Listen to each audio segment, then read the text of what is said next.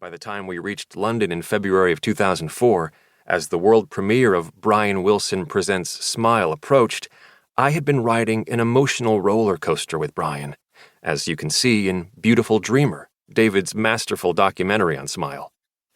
Finally finishing Smile seemed to clear away so much of the baggage of Brian's past, and it set him on a new course of making lots of great new music. What a blessing for his fans and those who love him as an artist. As our family grew and David's career as a filmmaker bloomed, the bonds between us never faded.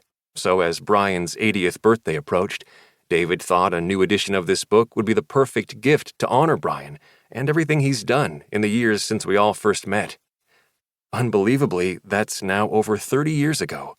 Just as amazing is this new edition of the book, in which David brings back to life the thrilling events we experienced along our journey. David's always been a fascinating storyteller, and Brian is his favorite subject, as you'll hear in the original text from his book. And I share the joy he brings to the telling of all that's happened since his book was last published in 1985.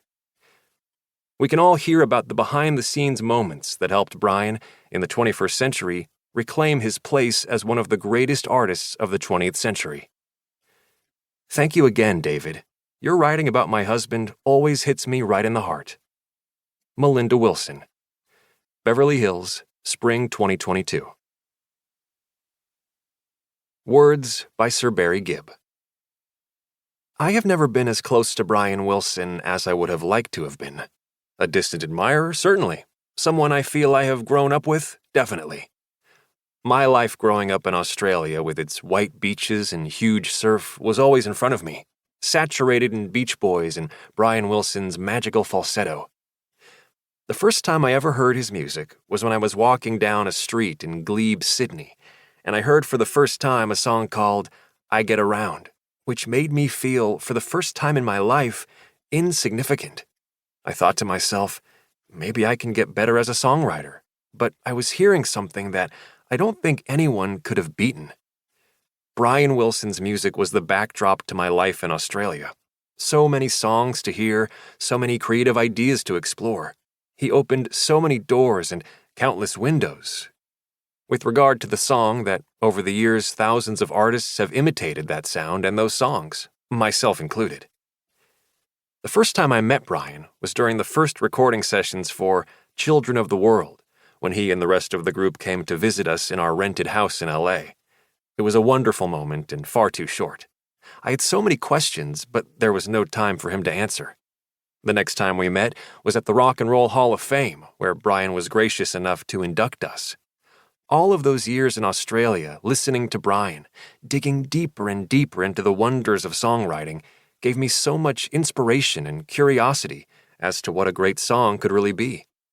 There are many great songs that became lost because they were not recorded properly. Brian was the master at recording a great song the right way. I love all of his inspirations. I love all of his songs. As long as I live, there will be one song that stays in my heart. The song is called In My Room. I love this song with every fiber of my being. I identify with this because in my family, I never had a room. But Brian Wilson's voice became my pillow, and Brian Wilson's music found a home in my soul. I love you, Brian. Barry Gibb, Miami, January 2022. Welcome. Hello, and welcome to the new and updated edition of The Beach Boys and the California Myth, over 40 years since it was first published in the fall of 1978. A special salute to those of you who've read it before. Thank you for returning. So much has happened since 1978, to Brian Wilson, to the Beach Boys, to me, and to my work with and for Brian. The first edition of this book turned me from a fan into a friend. While I'm almost certain Brian has never read the book, I think he began to have confidence in me because those he trusted assured him the book had treated him fairly. What follows is designed to both recount what's happened since 1985 and to be a celebration of my friend's life and career. As in 2022, he approaches two astonishing milestones: his 80th birthday and the 60th anniversary of the Beach Boys.